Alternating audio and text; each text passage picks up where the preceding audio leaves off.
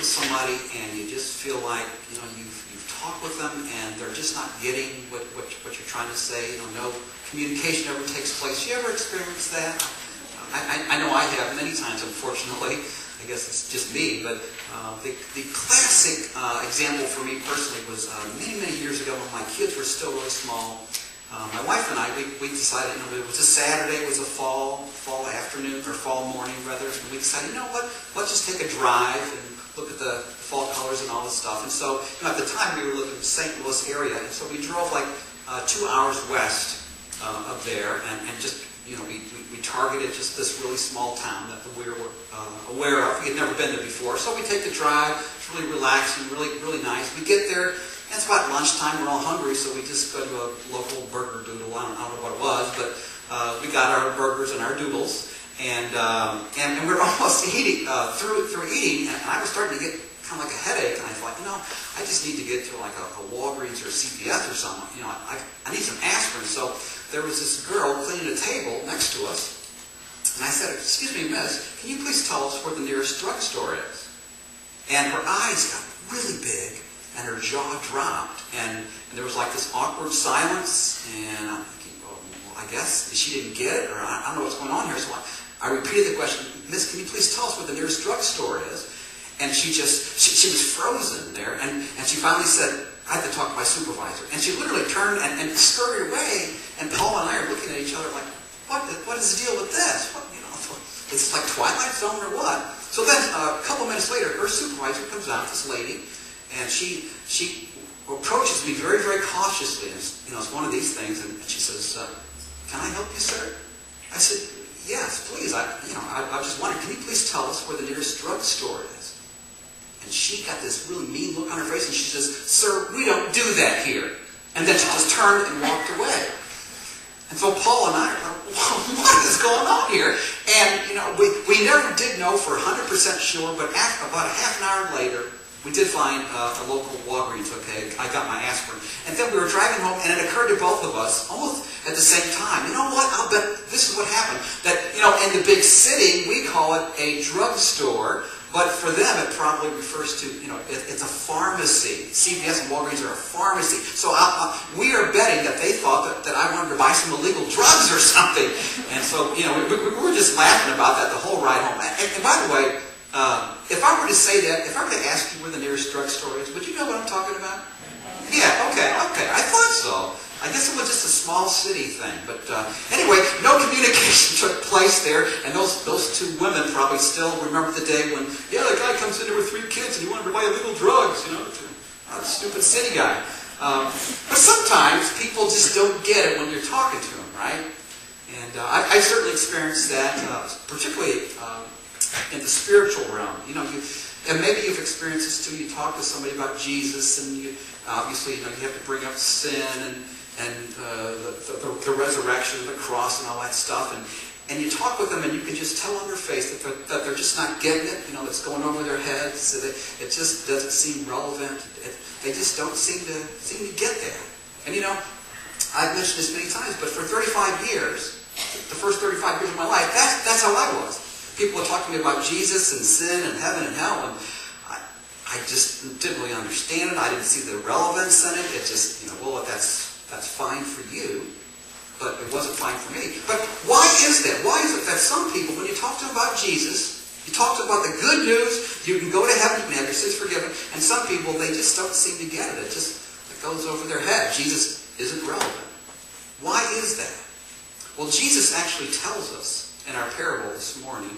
Jesus tells us why some people get that blank look, or maybe even like I don't care look on their face when you talk to them about Jesus.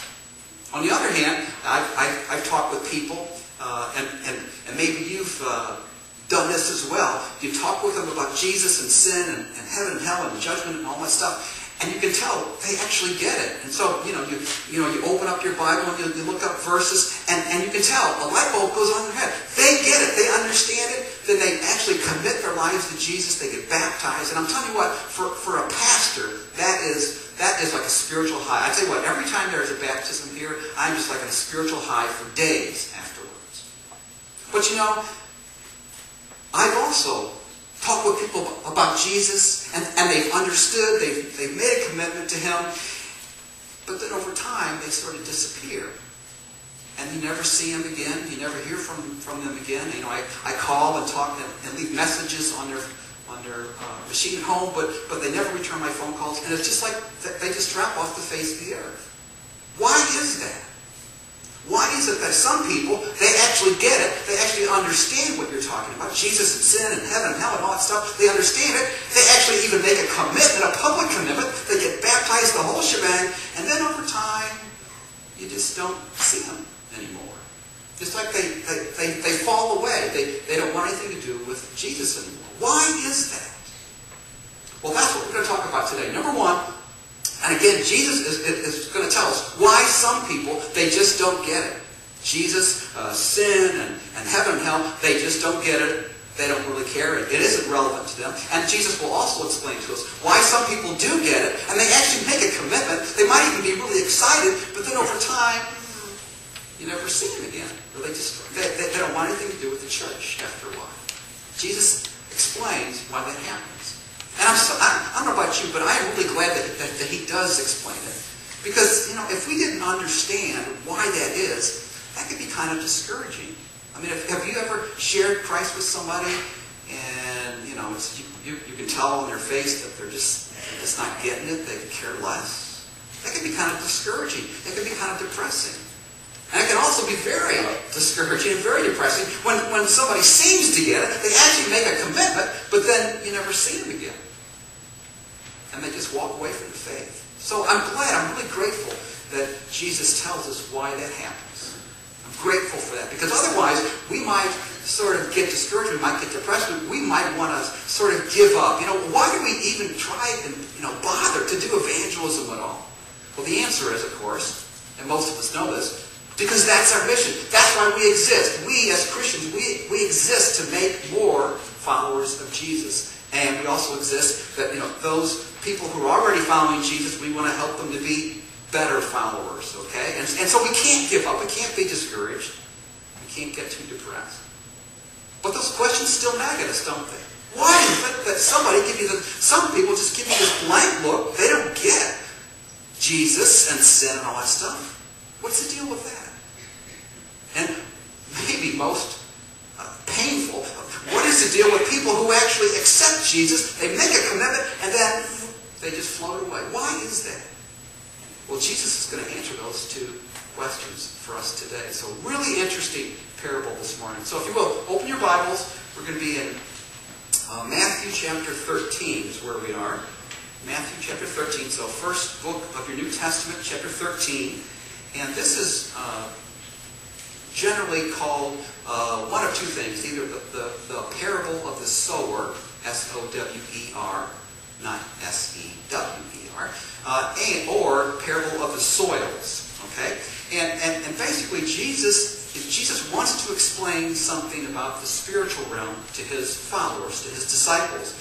But spiritual things are hard for us human beings to understand. And so He connects with them. He tells them about something that they are familiar with. And in this case, He's going to talk about a farmer in his field, and he's sowing seeds. He's planting seeds because he wants to grow crops. Okay, and that's very familiar to the people who are listening.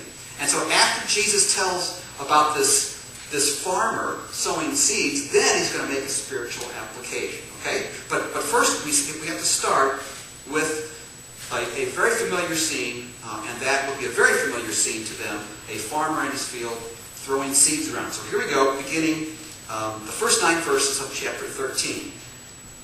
That same day, Jesus went out of the house and sat by the lake. Such large crowds gathered around Him that He got into a boat and sat in it, while all the people stood on the shore. Then He told them many things in parables, saying, a farmer went out to sow his seed. As he was scattering the seed, some fell along the path, and the birds came and ate it up.